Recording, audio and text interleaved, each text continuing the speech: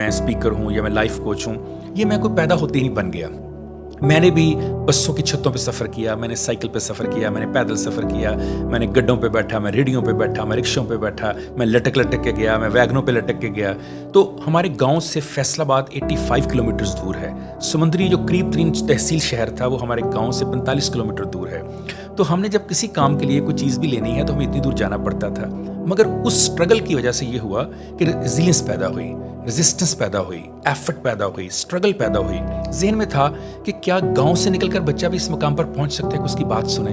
तो लोग नहीं जानते कि उन्हीं की तरह जो आज मुझे कहते हैं, डॉक्टर साहब आपकी तरह बातें कैसे आएँ, डॉक्टर साहब आपकी तरह इल्म कैसे आए, डॉक्टर साहब आपकी तरह किताबें कैसे पढ़ें। तो उनसे कहता हूँ कि बेटे ये रात मुझे 54 साल लगे इस मुकाम पर पहुंचने में। शायद मैं कह सकूं, शायद मैं अपने बारे में श्योर नहीं हूं कि शायद कि एक आध को बात अच्छी किसी को लग जाती होगी।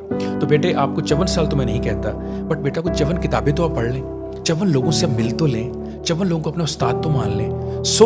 अगर आप मुझे देखना चाहते हैं तो फिर मेरी उस जर्नी को भी फॉलो कीजिए कि मैंने स्ट्रगल कितनी की। जैसे आप लोगों को मालूम है, आपको भी पता है, मैं कास्ट मीडिया अक्सर कहता रहता हूँ मैं मीडिया पे कि जो वासिफ अली वासिफ साहब जैसे लोग हैं, मुनीर न्याजी जैसे लोग हैं, अहमद नदीम कासमी जैसे लोग हैं, नीस नागी जैसे लोग हैं, सफदर मीर जैसे लोग हैं, शफाक अहमद साहब जैसे लोग हैं, क्या इनके साथ काशिफ फराज का जो तल्लक है वो रातों रात डेवलप हो गया? क्या मैं आया और वो मेरे इंतजार में खड़े थे, गले लगाया और मुझे बिठा लिया?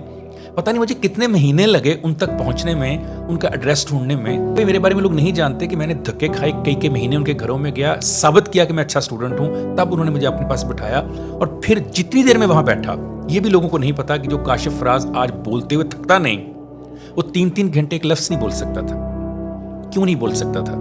वो जब तराजू हाथ में पकड़ के सोचता था क्या ये लफ्ज़ अशफाक अहमद, वासिफ अली वासिफ के सामने, क्रैशपुर के सामने, गाजी सलाहुद्दीन के सामने, उबैदुल्ला बेग के सामने, मुनीर न्याजी के सामने, नीस नागी के सामने, सफदर मीर के सामने, क्या ये लफ्ज़ बोला जा सकता है?